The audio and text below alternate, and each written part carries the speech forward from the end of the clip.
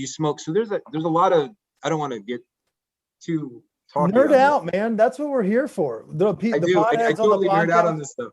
fucking So nerd out. the cool thing is, so when you smoke a blunt, you're drawn through the blunt and you're filtering your own hit through the blunt. So you're getting less of your hit because that roach is stealing like a quarter of every hit you're taking. That's why it always stinks and is so harsh tasting.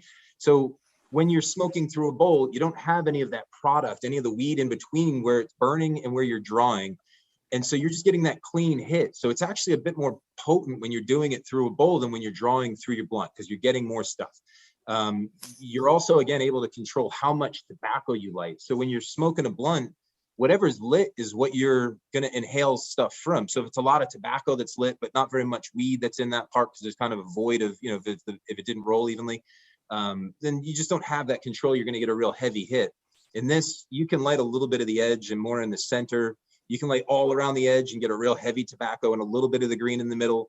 So it's, again, if you want more tobacco, you want more weed, whatever it is, you custom your own hits so that it's a comfortable thing. And you can get 4 or 5 hits out of the top of this before the full thing is gone. And you pretty much have to either repack it or just tap it. And usually there's going to be a little bit at the bottom. The other thing too is when you're done with it, you go like that and the thing pops out and your bowl is pretty much clean. See, that was going to be my next question, because I know that the blunt purists out there and the people that have expensive glass are, that Venn diagram, it's almost just like a fucking tube. You can see through it, like they're the one and the same of people that buy nice glass, but also probably were raised on smoking backwood blunts, like I have those friends. And so does it compromise the bowl? Is it kind of like when you smoke Deemsters or Ket out of a pit, does it ruin the smell of a pipe or the taste of the pipe? It depends. So I wouldn't leave it in there. That's the only thing. Yeah. If you leave it in there, then the tobacco does kind of resonate and then it'll be harder to clear it out. It's not impossible. A little bit of acetone and it comes right and you clean it and you rinse it out. But if you tap it out after every time you use it, which isn't really that big of a deal. Most people cache their bowl, especially if exactly. Yeah. It just pops right out. It's still like a shell of it that you've smoked and it pops out. And then I would recommend also blowing out if there's any remaining air, or, smoke in the bowl, blow it out. And then it'll keep the bowl a little bit cleaner actually. Hey, there you go. Okay. Yeah, I guess it kind of provides a little bit of a condom in that instance of the. Yeah, kind of. Yeah, a little insulation to the interior of the bowl cavity. Keeps a little of that residue. So this is really mainly for people who just like really enjoy the taste of a blunt and all that stuff, but not all the hassle with rolling one, is basically. So the reason most people smoke blunts isn't just the taste, because to be honest, a lot of the taste that you're getting in most of the blunts people roll, whether it be backwoods or Swisher, it's not really that great of a leaf. And generally it's pretty dry. And so you're not going to have a very good blunt tobacco particular in spirit, but you get that nicotine microdose. So it's going to give you a different type of high than if you smoke weed on its own. And you get a little bit of a headier high for like 10 minutes. If you smoke this through a bong, it'll knock you on your butt. It's really, really a different headier high. Like I compare it to when people first start smoking weed, they get high and they feel it and they're like, oh man, I feel high. But then after a while, you just kind of tolerate, you become tolerant to it. And then you just kind of smoke and you're like, yeah, I kind of feel high. Yeah. And you just kind of go about your business. Well, when you start smoking these again, because of that nicotine microdose mixing with the THC, it's an up and a down, you feel high again. You start to feel like you did when you first started smoking. So it's kind of a nice change of pace for people that just smoke a lot of weed. Now, as far as the taste goes, this is better tobacco than 99% of the stuff that people are smoking blunts with. So you're going to have a nicer taste with it. The scent on this is more, sorry, my cat's out of her mind. The scent on this is more like a raisin than a lot of the other tobaccos where it's more of like a barbecue scent or like something really harsh that you just wouldn't want your car smelling like, or your house smelling like. This is a really mild, if you can smell what you got there, it's pretty mild, and I sourced it to be just that, just to be real mild flavored, mild scented, but yet potent, so that again, you smoke it, you feel something from it. Now, if you have really good weed and you're using these as they're moist instead of dry, it should actually make the experience even smoother, because the moisture from the pad is going to make the smoke less harsh. Right. That's another thing that a lot of people don't like blunts because they're like, it burns my throat so badly. It's like, yeah, that person was trying to be nice and not use very much saliva in that, but that was a really dry piece of leaf, most likely. And then dry weed inside of it. So it's just a lot of dry smoke to burn your throat. If you keep these moist, and they come in sealed packages, so they're moist when they get them. And if you ever needed to moisten them, they re-moisten very easily with like a piece of paper towel, a little bit of water. You put it in there. It doesn't affect the potency. It just makes it pliable and soft and a little bit moist, so that when you smoke it, that smoke again doesn't burn your throat. And I've had people who smoke weed all the time put it in. The majority of the first thing that people say is, this is so much smoother, like, than I've ever thought it was, but like even smoother than just a normal weed hit. So it's it can have an effect more than just the flavor. Okay, so here's a question for you. You mentioned, that you found a premier tobacco and that it's probably better than the shit that comes in a Camel Blue or a Newport 100. Shout out to my mom in the Virginia Club as well.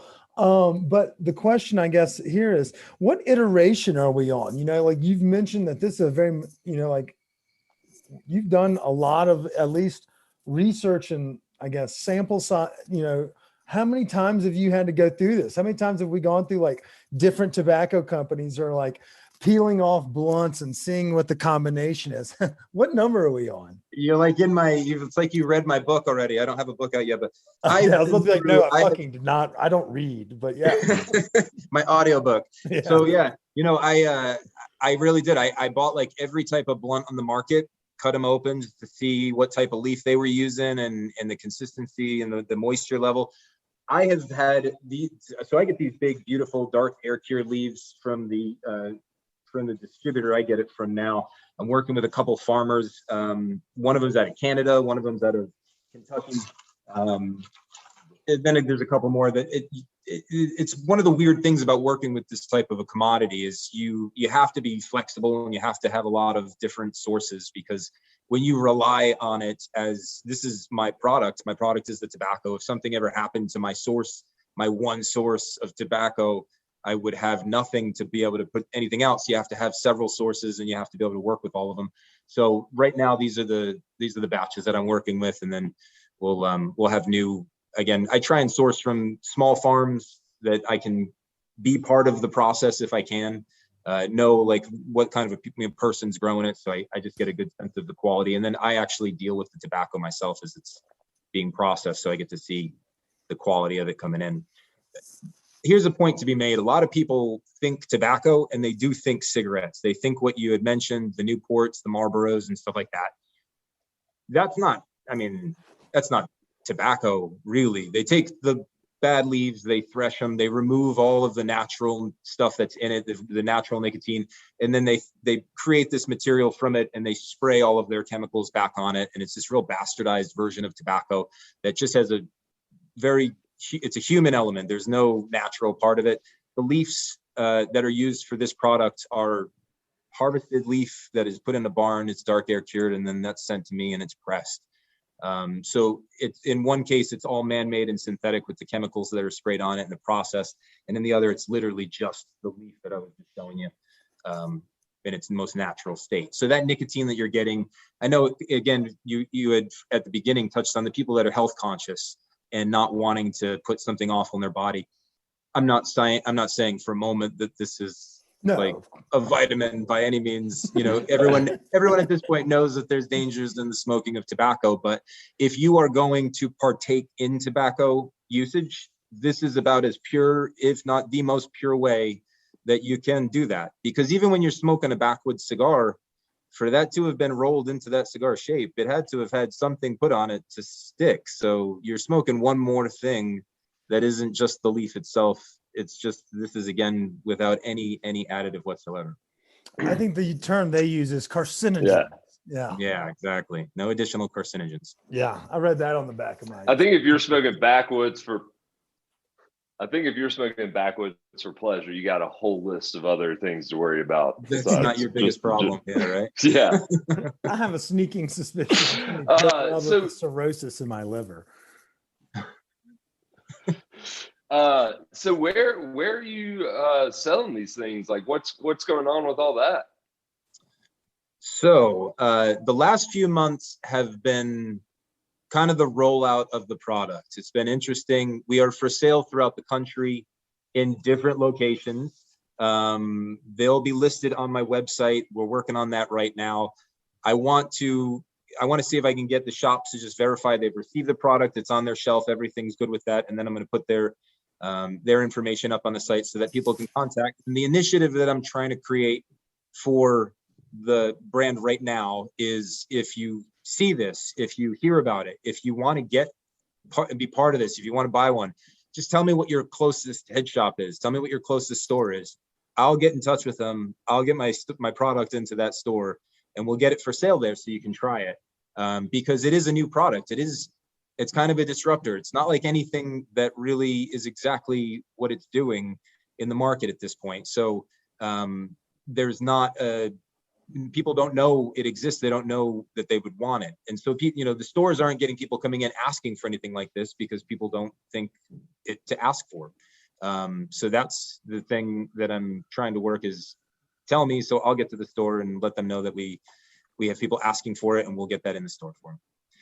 We will be working with distributors soon as well, to try and blow the doors off of getting it into every place we can possibly get it into. I like it. Okay. So everybody, if you're looking for his website, I have the card in front of me. It's www.bluntbowls.com. But you can also check him out on social media at BluntBowls, same way I spelled it. I've posted about him on Instagram, so you should know. So that should be a good deal. Ryan, I appreciate you joining us today. Thanks for telling us a little bit more about the product. I'm going to tee off on one of these today and figure out exactly where I stand, because I wasn't really, and I still am not necessarily a blunt smoker, but when you talk about how it makes, the experience smoother and more equally enjoyable, I don't hate it. So I'm all about trying new things. Give it to me twice and I'll try anything twice. So I dig it. But hey, before we go, we want to ask you a couple of questions that we like to ask all of our guests. It's the Stone Appetit question of the week, and it's brought to you by our Seed Smith dart pen. I fucking love this thing, Chris, and I'll tell everybody and anybody about it. It strokes. Even if they don't give them to us for free, I know that I would still actively seek them out because we were smoking their products long before they were the sponsor of this podcast. So give Seed Smith's dart pen a try. I know their live rosin pens are electric, but those are only in the 510s right now. If you want to give those a whirl, they're delicious also. But that Seed Smith dart pen, it takes me places that I enjoy. All right. So speaking of taking you places, Ryan, let's say that it's been a long week out on the road. You've been hitting up the trade shows. You just got home. You're about to smoke a fat bowl and enjoy a meal that's just old reliable on the couch. What's your go-to guilty pleasure late night snack that you either always have in the freezer, refrigerator, or pantry? To say anything that I always have in the that I would have on hand, I don't know. But I tell you what, if it's been a long road trip, one of the first things I always get when I get back, there's the kale Caesar salad from a pizza place not that far from here.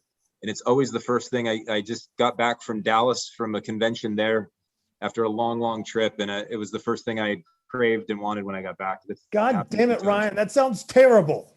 Yeah, Ryan, that doesn't represent very well. They make good pizza too. I don't like kale. Here's the weird thing, and this is why I'm talking kale about sucks. It's so weird. I'm not espousing the virtues of kale because I really am with you on that. It's not good. It's a bitter, disgusting little leaf. But somehow this place, like they do a massage thing to it or something. I don't know, but it makes it good. And I got turned on to this kale salad. I didn't want to try it at first either because someone was raving about it the way I am. And I'm like, you're out of your mind. And then I tried it. I was like, oh, it's got like raisins and nuts in it. I don't know what the hell they've done to it, but it's magic. And the Caesar dressing, anyway, whatever. It's good. You don't have to. I think you just lost a lot of faith from our listeners. Fucking raisins and kale. It's okay. I'll forgive you. I'm going to pretend like you just got back from Dallas where you ate like porterhouse steaks and large baked potatoes. Yeah. Shit like that. That's going to justify it. But kale Caesar salad, that's the first, gluttonous dish we've heard.